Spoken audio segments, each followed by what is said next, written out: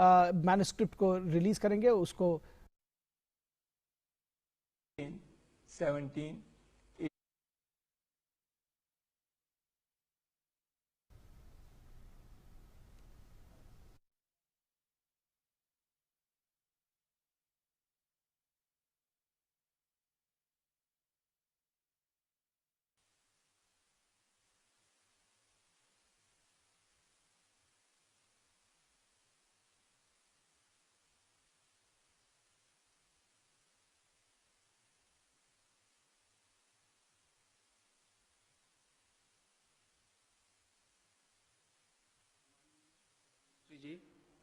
माननीय जम्मू कश्मीर के उपराज्यपाल जी, आदरणीय बापूजी डॉक्टर करण सिंह जी, उपस्थित परिजन, धर्मा ट्रस्ट जम्मू कश्मीर की ओर से मैं आप सबका हार्दिक स्वागत करता हूं। हम कृतज्ञ हैं कि माननीय प्रधानमंत्री जी ने इस कार्यक्रम के लिए हमें अपने निवास पर आमंत्रित किया। इस अवसर पर उनकी उपस्थिति विशेष गरिमा प्रदान करती है। हम सबको खुशी एवं गर्व है कि इतने महत्वपूर्ण प्रकाशन के लोकार्पण के लिए देश के प्रधानमंत्री श्री नरेंद्र मोदी जी स्वयं उपस्थित हैं और वे भी बापूजी के 90वीं जन्म दिवस के अवसर पर। अब मैं आदरणीय बापूजी से निवेदन करूंगा कि वो हमें संबोधित करें।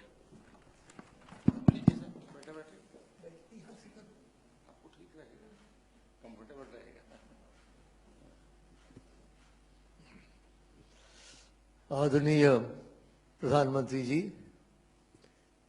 जम्मू कश्मीर के उपराज्यपाल महोदय और इस सभागार में उपस्थित भाइयों बहनों प्यारे बच्चों, हम बहुत कृतज्ञ हैं मोदी जी आपके कि मेरे अनुरोध के ऊपर आपने केवल इस प्रकाशन के लोकार्पण को ही नहीं स्वीकार किया बल्कि अपने निवास स्थान में बुलाया हमें और यहाँ की करवा रहे हैं। हमें इस बात की बड़ी प्रसन्नता है।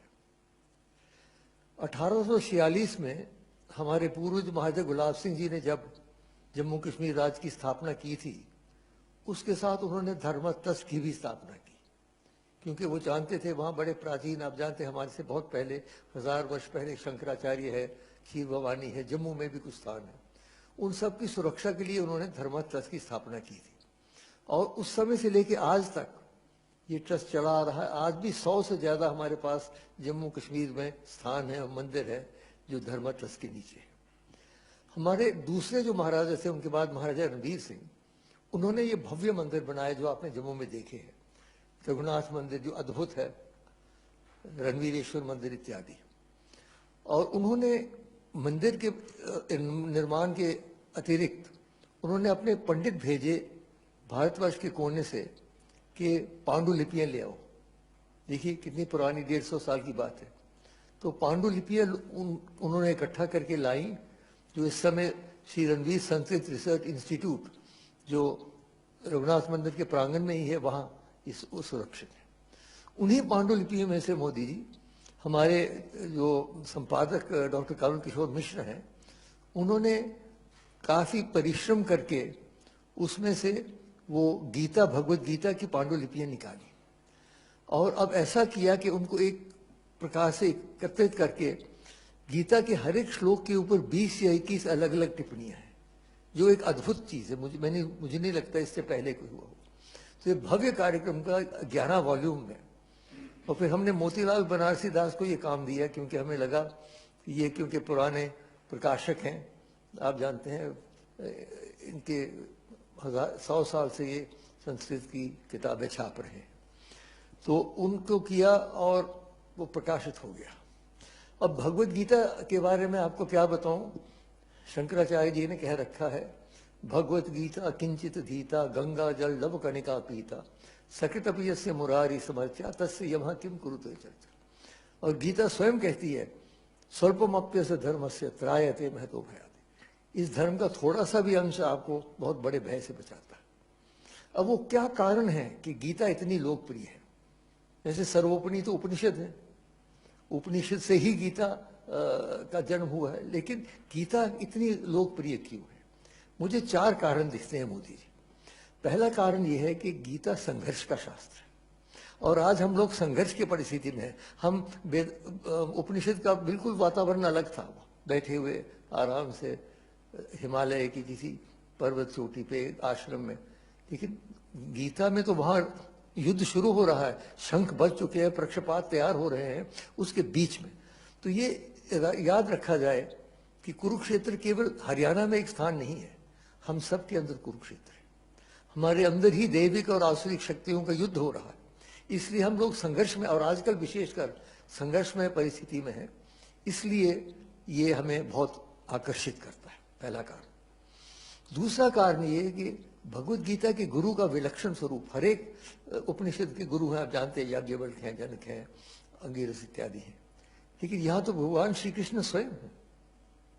कस्तूरी तिलकम ललाट फलके वक्षस्थले कौस्तुभम नासाग्रे नवमौक्तिकम करतले वेणुम करे कंगनम सर्वांगे हरिचंदनम च कलयन कंठे च मुक्तावलीम गोपस्त्री परिवेष्टितो विजयते गोपाल चूड़ा। जहाँ कृष्ण स्वयं गुरु हो उसका तो आकर्षण होना ही है, बड़ा मुश्किल। तीसरी बात मोदी जी, जो गीता में गुरु और शिष्य का एक अद्भुत संबंध है वो मैंने और कहीं नहीं देखा। जब विराट स्वरूप दर्शन हो जाता है, अर्जुन प्रणाम करते हैं, तस्मात् प्रणम्य प्रणिधाय कायम प्रसादयाम, तो हम ईशमीड, मैं साष्टांग करता हूँ। किस प्रकार का व्यवहार मांगते हैं? पितैव पुत्रस्य सखैव सख्यु प्रिया प्रिया ऋषिदेव। देखिए कैसी अद्भुत बात है, पिता पुत्र का प्यार, सखा मित्र का प्यार और प्रिय प्रियतम का प्यार, तीनों का सम्मिश्रण जो है वो संबंध है कृष्ण और अर्जुन का। ये और किसी शास्त्र में हमने ऐसा नहीं देखा। ये भी एक कारण है कि हृदय स्पर्श करती है हमें, क्योंकि वो कहीं ऊपर से ऑर्डर नहीं दे रहे हैं, हमारे साथ बैठे हैं, हमारे साथ रथ में बैठे हैं मित्र की रूप से। और चौथी बात यह है सार्वजनिक व्यवहारिकता। गीता किसी एक वर्ग, किसी एक वर्ण, किसी एक धर्म, किसी एक देश तक सीमित नहीं। ईश्वर सर्वभूतानां हृदयेषु तिष्ठति, हर एक प्राणी के अंदर भगवान का निवास है। ये हमारे वेदांत का मंत्र है, ऋग्वेद का बहुत हमारी संस्कृति का मूल मंत्र है। एक एकम सत विप्रहा बहुधा वदंती, सताई एक है, उसे कहने के अलग अलग मार्ग है।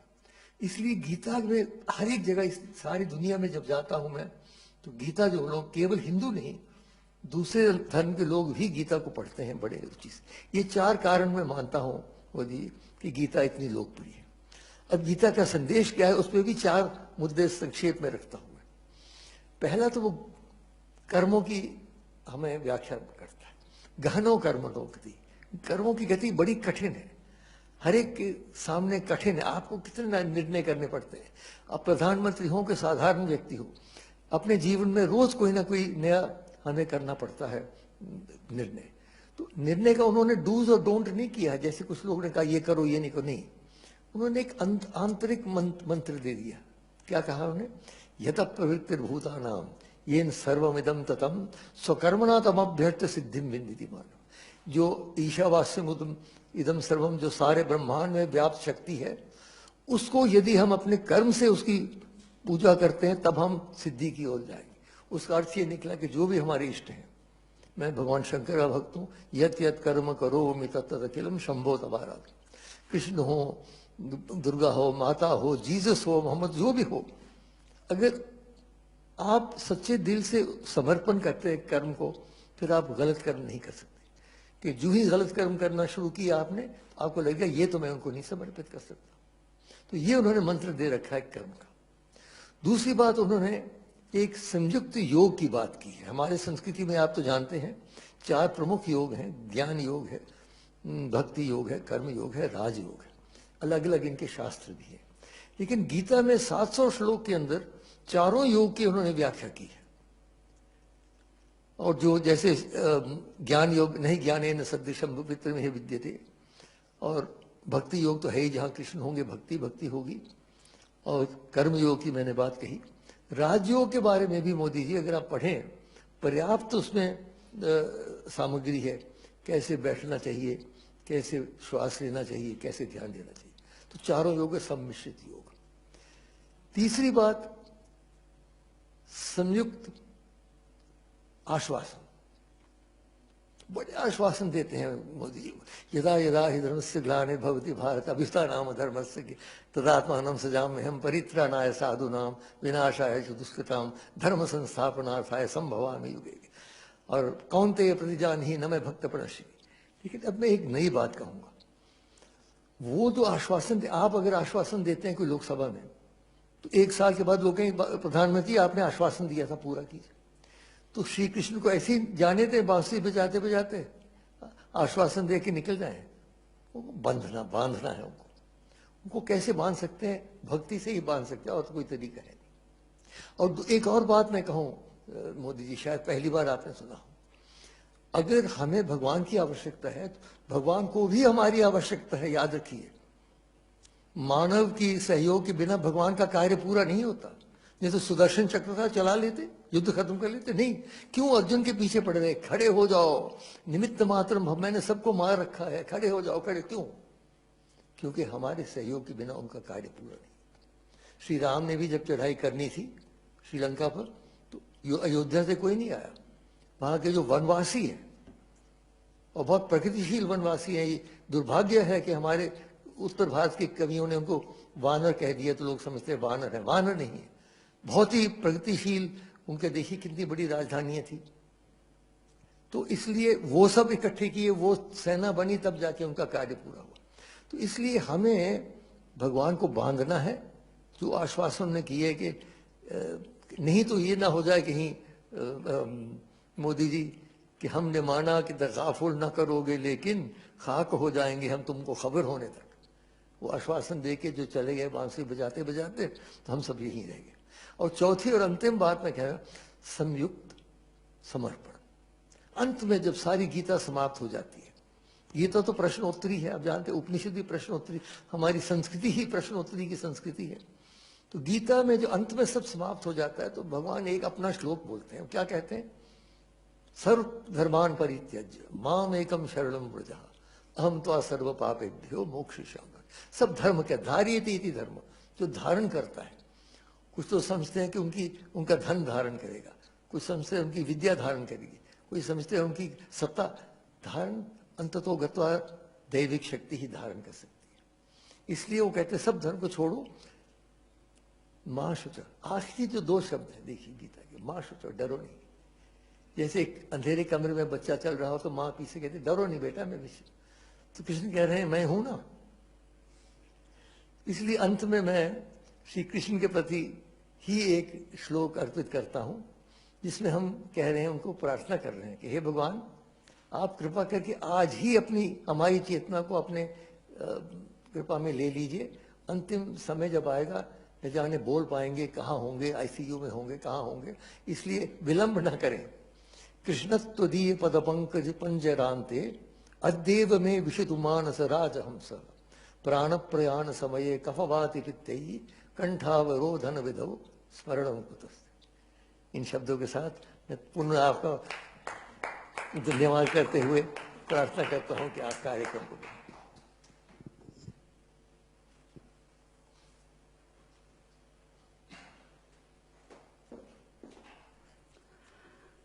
अब मैं प्रधानमंत्री जी, उपराज्यपाल जी और डॉक्टर करण सिंह जी से निवेदन करूंगा कि बुक रिलीज करें, और प्रधानमंत्री जी बटन दबा के बुक रिलीज करेंगे।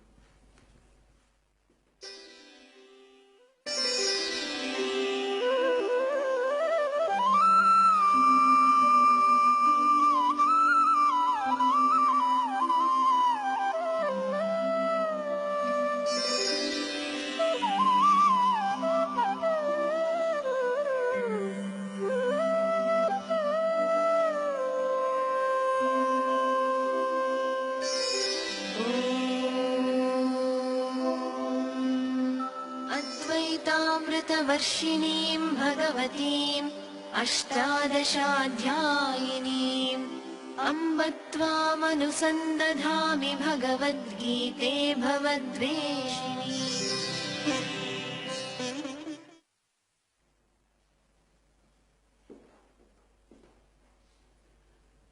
अब मैं प्रधानमंत्री जी, उपराज्यपाल जी और डॉक्टर करण सिंह जी से निवेदन करूंगा कि बुक की फिजिकल कॉपीज रिलीज करें।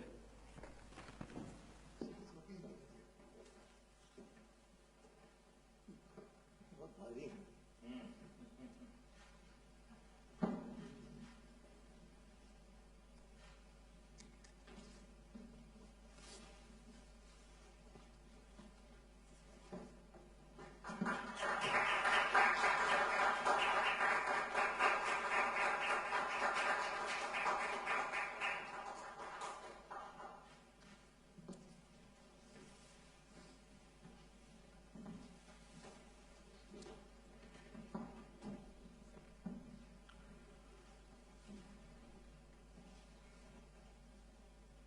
मैं प्रधानमंत्री जी से अनुरोध करूंगा कि अपने विचार हमारे सामने रखें।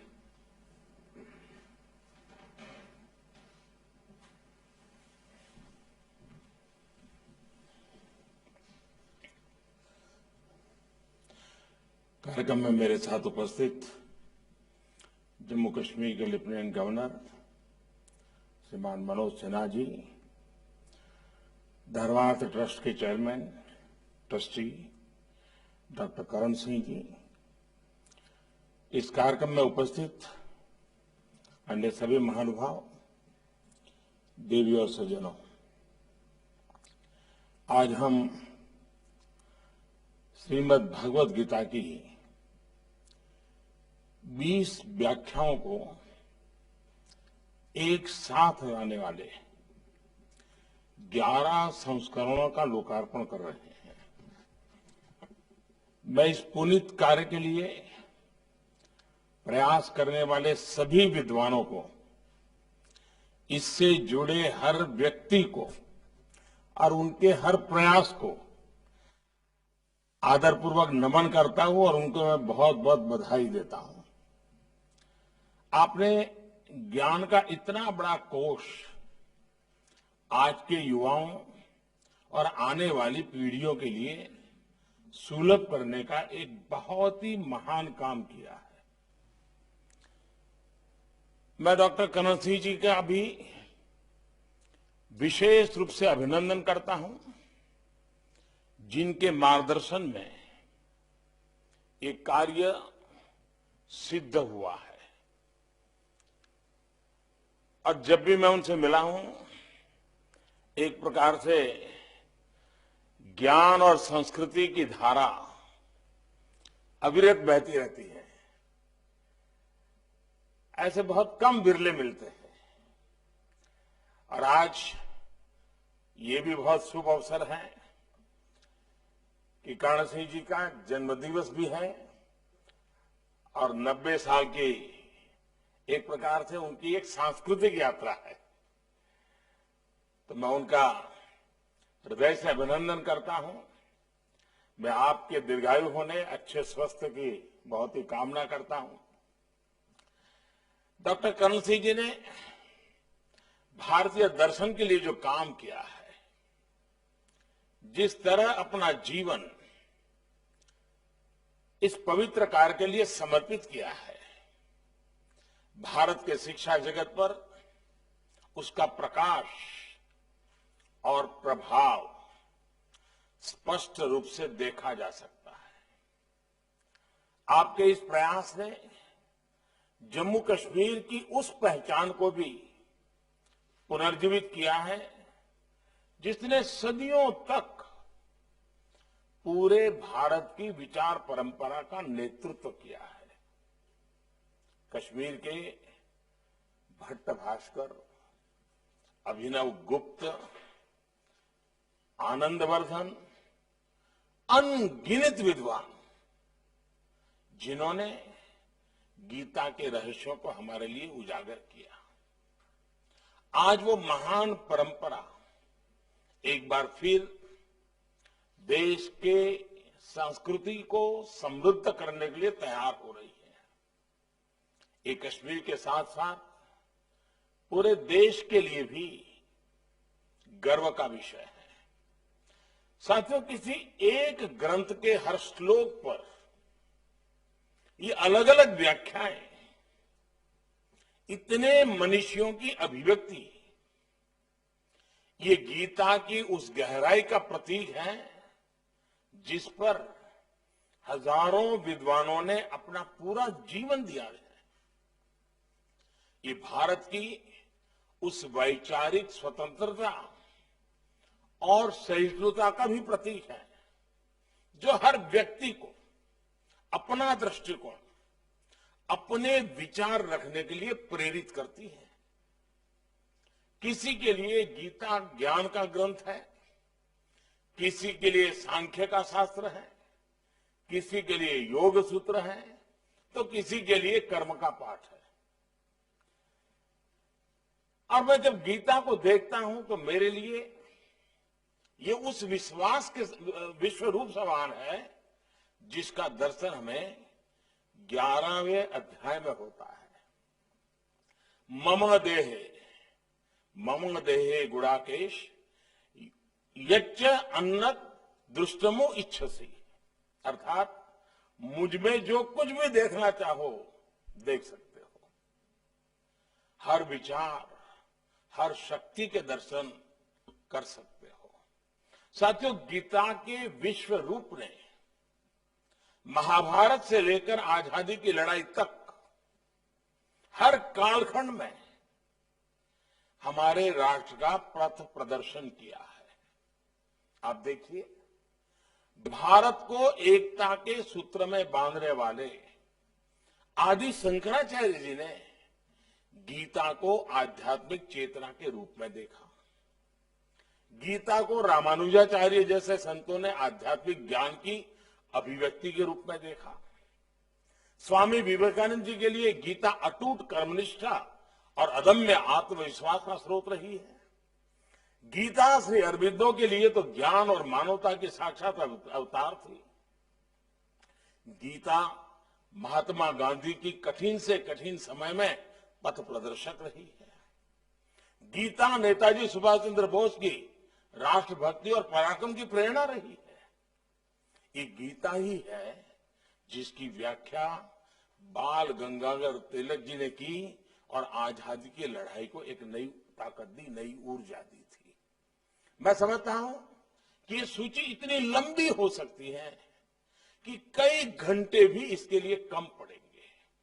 आज जब देश आजादी के 75 साल मनाने जा रहा है तो हम सबको गीता के इस पक्ष को भी देश के सामने रखने का प्रयास करना चाहिए। कैसे गीता ने हमारी आजादी की लड़ाई को ऊर्जा दी, कैसे हमारी स्वाधीनता सेनानियों को देश के लिए अपना सर्वस्व बलिदान करने का साहस दिया, कैसे गीता ने देश को एकता के आध्यात्मिक सूत्र में बांध कर रखा। इस सब पर भी हम शोध करें, लिखें और अपनी युवा पीढ़ी को इससे परिचित कराएं।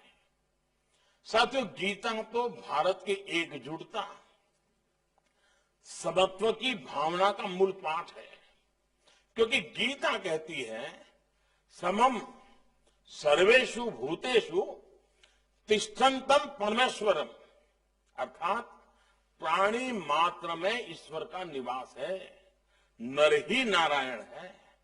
गीता हमारी ज्ञान और शोध की प्रवृत्ति की प्रतीक है, क्योंकि गीता कहती है नहीं ज्ञानेन सदस्यम, नहीं ज्ञानेन सदस्यम पवित्रम निहि विद्यते, अर्थात ज्ञान से पवित्र और कुछ भी नहीं है। गीता भारत के वैज्ञानिक चिंतन की, साइंटिफिक टेम्परामेंट की भी गीता ऊर्जा स्रोत है, क्योंकि गीता का वाक्य है ज्ञानम विज्ञानम सहितम, ज्ञानम विज्ञानम सहितम यद ज्ञात्वा मोक्ष से अशुभात, अर्थात ज्ञान और विज्ञान जब साथ मिलते हैं तभी समस्याओं का, दुखों का समाधान होता है। गीता सदियों से भारत की कर्मनिष्ठा का प्रतीक है, क्योंकि गीता कहती है योगः कर्मसु कौशलम, योगः कर्मसु कौशलम, अर्थात अपने कर्तव्यों को कुशलतापूर्वक करना ही योग है। साथियों, गीता एक ऐसा आध्यात्मिक ग्रंथ है जिसने ये कहने का साहस किया कि न अनव्याप्तम न अनवाप्तम एव च कर्मणि, अर्थात सभी हानि, लाभ और इच्छाओं से मुक्त ईश्वर भी बिना कर्म किए नहीं रहता है। इसलिए गीता पूरी व्यावहारिकता से इस बात को कहती है कि कोई भी व्यक्ति बिना कर्म किए नहीं रह सकता। हम कर्म से मुक्त नहीं हो सकते। अब ये हमारी जिम्मेदारी है कि हम अपने कर्मों को क्या दिशा दें, कैसा स्वरूप दें। गीता हमें मार्ग दिखाती है, हम पर कोई आदेश नहीं थोपती। गीता ने अर्जुन पर भी कोई आदेश नहीं थोपा था, और अभी डॉक्टर साहब भी कह रहे थे गीता आदेश नहीं देती है। श्री कृष्ण ने पूरी गीता के उपदेश के बाद अंतिम अध्याय में अर्जुन से यही कहा, अरे सब कुछ करने के बाद जितना जोर लगाना था लगा लिया, लेकिन आखिर में क्या कहा, यथा इच्छसी तथा कुरु। यानी अब मैंने जितना कहना था कह दिया, अब तुम्हें जैसा ठीक लगे ऐसा तुम करो। ये अपने आप में शायद इससे ज्यादा लिबरल थिंकिंग कोई नहीं हो सकता है। कर्म और विचारों की ये स्वतंत्रता ही भारत के लोकतंत्र की सच्ची पहचान रही है। हमारा लोकतंत्र हमारे विचारों की आजादी देता है, काम की आजादी देता है, अपने जीवन के हर क्षेत्र में समान अधिकार देता है। हमें आजादी उन लोकतांत्रिक संस्थाओं से मिलती है जो हमारे संविधान की संरक्षक है। इसलिए जब भी हम अपने अधिकारों की बात करते हैं तो हमें अपने लोकतांत्रिक कर्तव्यों को भी याद रखना चाहिए। आज कुछ लोग ऐसे भी हैं जो इसी कोशिश में रहते हैं कि कैसे संवैधानिक संस्थाओं की गरिमा पर, उनकी विश्वसनीयता पर चोट की जाए। हमारी संसद हो, न्यायपालिका हो, यहां तक कि सेना भी, उस पर भी अपने राजनीतिक स्वार्थ में हमले करने की कोशिश होती रही है। ये प्रवृत्ति देश को बहुत नुकसान पहुंचाती है। संतोष की बात है कि ऐसे लोग देश की मुख्य धारा का प्रतिनिधित्व नहीं करते हैं। देश तो आज अपने कर्तव्यों को ही संकल्प मान करके आगे बढ़ रहा है। गीता के कर्मयोग को अपना मंत्र बनाकर देश आज गांव, गरीब, किसान, मजदूर, दलित, पिछड़े, समाज के हर वंचित व्यक्ति की सेवा करने में उनका जीवन बदलने का प्रयास कर रहा है। साथियों, गीता के माध्यम से भारत ने देश और काल की सीमाओं से बाहर पूरी मानवता की सेवा की है। गीता तो एक ऐसा ग्रंथ है जो पूरे विश्व के लिए है, जीव मात्र के लिए है। दुनिया की कितनी ही भाषाओं में इसका अनुवाद किया गया, कितने ही देशों में इस पर शोध किया जा रहा है। विश्व के कितने ही विद्वानों ने इसका सानिध्य लिया है। ये गीता ही है जिसने दुनिया को निस्वार्थ सेवा जैसे भारत के आदर्शों से परिचित कराया। नहीं तो भारत की निस्वार्थ सेवा, विश्व बंधुत्व की हमारी भावना, ये बहुतों के लिए किसी आश्चर्य से कम नहीं होती। आप देखिए, कोरोना जैसी महामारी दुनिया के सामने आई, उस समय जैसे पूरा विश्व इस क्षेत्र से अनजान था, एक अननोन एनिमी था। दुनिया तैयार नहीं थी, मानव तैयार नहीं था, और वैसी ही स्थिति भारत के लिए भी थी। लेकिन भारत ने खुद को भी संभाला और विश्व की सेवा भी के लिए भी जो भी कर सकता है पीछे नहीं रहा। दुनिया के देशों को दवाइयां पहुंचाई, जरूरत जिन सामग्री की थी उसको पहुंचाया। आज दुनिया के कई ऐसे देश जिनके पास वैक्सीन के लिए साधन संसाधन नहीं थे, भारत ने उनके लिए बिना किसी बंद अनुबंध और शर्त के, कोई शर्त नहीं, हमने वैक्सीन पहुंचाई। वहां के लोगों के लिए भी ये सेवा किसी सुखद आश्चर्य से कम नहीं है। उनके लिए ये अलग ही अनुभव है। साथियों, इसी तरह दूसरे देशों के भी जो लोग दुनिया में अलग अलग जगह फंसे थे, भारत ने उन्हें भी सुरक्षित निकाला, उनके देश पहुंचाया। इसमें भारत ने नफा नुकसान का कोई गणित नहीं लगाया। मानव मात्र की सेवा को ही कर्म मानकर भारत ने यह कर्तव्य निभाया। जब दुनिया के लोग, विश्व के नेता इसे भारत द्वारा की गई सहायता बताते हैं, भारत के प्रति मुझे धन्यवाद देते हैं, तो मैं कहता हूं कि भारत के लिए ये सहायता नहीं, संस्कार है। भारत की दृष्टि में ये महानता नहीं, मानवता है। भारत सदियों से इसी निष्काम भाव से मानव मात्र की सेवा कैसे करते आ रहा है, ये मर्म दुनिया को तब समझ आता है जब वो गीता के पन्ने खोलती है। हमें तो गीता ने पग पग पर यही सिखा है, कर्मण्येवाधिकारस्ते मा फलेषु कदाचन, यानी बिना फल की चिंता किए निष्काम भावना से कर्म करते रहो। गीता ने हमें बताया है, युक्तः कर्म फलम त्यक्त्वा शांतिम अपनोति नैष्ठिकीम, अर्थात फल या लाभ की चिंता किए बिना कर्म को कर्तव्य भाव से, सेवा भाव से करने में ही आंतरिक शांति होती है। यही सबसे बड़ा सुख है, सबसे बड़ा अवॉर्ड है।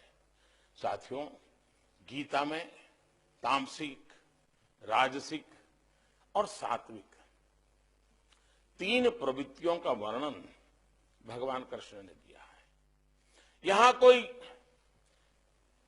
यहां जब आप एक प्रकार से गीता से जुड़े हुए मर्म के लोग भी मेरे सामने हैं, आप सब जानते ही हैं कि गीता के 70वें अध्याय में इस पर कई श्लोक हैं। और मैंने अनुभव के हिसाब से अगर हम सरल भाव में इन तामसिक, राजसिक और सात्विक प्रवृत्तियों को कहें, तो जो कुछ भी सबके पास है वो मेरा हो जाए, हमें मिल जाए, यही तामसिक प्रवृत्ति है। इसके कारण दुनिया में युद्ध होते हैं, अशांति होती है, षड्यंत्र होते हैं। जो मेरा है वो मेरे पास रहे, जो किसी और का वो उसका है, वो उसी में वो अपना गुजारा करें। ये राजसिक यानी सामान्य दुनियावी सोच है। लेकिन जो मेरा है वो उतना ही सबका है। मेरा सब कुछ मानव मात्र का है, ये सात्विक प्रवृत्ति है। इसी सात्विक प्रवृत्ति पर भारत ने हमेशा से अपने मानवीय मूल्यों को आकार दिया है, समाज का मापदंड बनाया है। हमारे यहां परिवारों में भी, बच्चों को भी सबसे पहले यही सिखाते हैं, कुछ भी मिले पहले सबको बांट दो, बाद में खुद रखो। मेरा नहीं करते, मिलकर चलते हैं। इन्हीं संस्कारों के कारण भारत ने कभी अपनी पूंजी को, अपने ज्ञान को, और अपने आविष्कारों को केवल आर्थिक आधार पर नहीं देखा। हमारा गणित का ज्ञान हो, टेक्सटाइल हो, मेटलर्जी हो, जैसे कई प्रकार के व्यापारिक अनुभव हो, या फिर आयुर्वेद का विज्ञान हो, हमने इन्हें मानवता की पूंजी माना। आयुर्वेद का विज्ञान तो उन युगों से मानवता की सेवा कर रहा है जब आधुनिक मेडिकल साइंस इस रूप में नहीं था। आज भी जब दुनिया एक बार फिर से हर्बल और नेचुरल की बात कर रही है, ट्रीटमेंट से पहले हीलिंग की ओर देख रही है, आज जब आयुर्वेद पर अलग अलग देशों में शोध हो रहे हैं, तो भारत उसे प्रोत्साहित कर रहा है, अपनी मदद भी दे रहा है।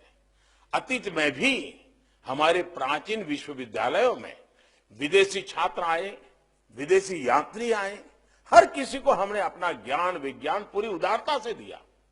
हमने जितनी ज्यादा प्रगति की, उतना ही मानव मात्र की प्रगति के लिए और प्रयास हम करते रहे हैं। साथियों, हमारे यही संस्कार, हमारा यही इतिहास आज आत्मनिर्भर भारत के संकल्प के रूप में एक बार फिर जागृत हो रहा है। आज एक बार फिर भारत अपने सामर्थ्य को संवार रहा है ताकि वो पूरे विश्व की प्रगति को गति दे सके, मानवता की ओर ज्यादा सेवा कर सके। हाल के महीनों में दुनिया ने भारत के जिस योगदान को देखा है, आत्मनिर्भर भारत में वही योगदान और अधिक व्यापक रूप में दुनिया के काम आएगा। इस लक्ष्य को पूरा करने के लिए आज देश को गीता के कर्मयोग की जरूरत है। सदियों के अंधकार से निकलकर एक नए भारत के सूर्योदय के लिए, आत्मनिर्भर भारत के निर्माण के लिए हमें अपने कर्तव्यों को पहचानना भी, उनके लिए कृत संकल्प भी होना है। जैसे भगवान कृष्ण ने अर्जुन से कहा था, क्षुद्रम हृदय दौर्बल्यम त्यक्त्वा उत्तिष्ठत परंतप, अर्थात छोटी सोच, छोटे मन और आंतरिक कमजोरी को छोड़कर अब खड़े हो जाओ। भगवान कृष्ण ने यह उपदेश देते हुए गीता में अर्जुन को भारत कहकर संबोधित किया है। इसकी तरफ बहुत कम लोगों का ध्यान जाता है। आज गीता का यह संबोधन हमारे भारतवर्ष के लिए है, 130 करोड़ भारतवासियों के लिए है। आज इस आह्वान के प्रति भी नई जागृति आ रही है। आज दुनिया भारत को एक नए नजरिए से देख रही है, एक नए सम्मान से देख रही है। हमें इस बदलाव को भारत की आधुनिक पहचान, आधुनिक विज्ञान के शिखर तक लेकर जाना है। मुझे विश्वास है कि हम मिलकर ये लक्ष्य हासिल करेंगे। आजादी के 75 साल देश के एक नए भविष्य की शुरुआत का आधार बनेंगे। मैं फिर एक बार डॉक्टर साहब को, इस ट्रस्ट को चलाने वाले सभी महानुभावों को और इस काम को करने के लिए आपने जो मेहनत की, इसके लिए मैं हृदय से बहुत बहुत बधाई देता हूं। और मुझे विश्वास है कि इस किताब से जो लोग रेफरेंस के रूप में किताब का उपयोग करने के आदी होते हैं, उनके लिए ग्रंथ बहुत अधिक काम आएंगे, क्योंकि हम जैसे लोग हैं उनको जरा ज्यादा जरूरत पड़ती है।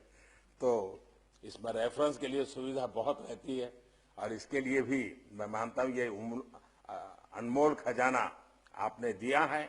और मैं इस बात से पूरी तरह सहमत हूं, शायद विश्व का ये पहली चिंतन धारा ऐसी है, ये विश्व का पहला ऐसा ग्रंथ है, विश्व का पहला ऐसा मार्गदर्शन है जो युद्ध की भूमि में रचा गया है, शंखनाद के बीच रचा गया है, जहां जय पराजय दरवाजे पर दस्तक दे रहा था, उस समय कहा गया है। ऐसी प्रतिकूल वातावरण, अशांत वातावरण, उद्वेग वाले वातावरण, उसमें इतना शांत चित्त विचारधारा निकलना, ये इस अमृत प्रसाद के सिवाय कुछ नहीं हो सकता है। ऐसा गीता का ज्ञान आने वाली पीढ़ियों को वो जो उस भाषा में समझे, जिस रूप में समझे, उस रूप में देते रहना हर पीढ़ी का काम है। डॉक्टर करण सिंह जी ने, उनके पूरे परिवार ने, उनकी महान परंपरा ने इस काम को हमेशा जीवित रखा है। आगे की पीढ़ियां भी जीवित रहेगी, ये मुझे पूरा विश्वास है। और डॉक्टर करण सिंह जी की सेवाएं हम हमेशा याद रखेंगे। इस महान कार्य के लिए मैं आदरपूर्वक उनका नमन करता हूं। और उन आयु में इतने वरिष्ठ हैं, सार्वजनिक जीवन में इतने वरिष्ठ हैं कि उनके आशीर्वाद हम पर बने रहें, ताकि हम भी इन आदर्शों को लेकर कुछ न कुछ देश के लिए करते रहें। बहुत बहुत धन्यवाद।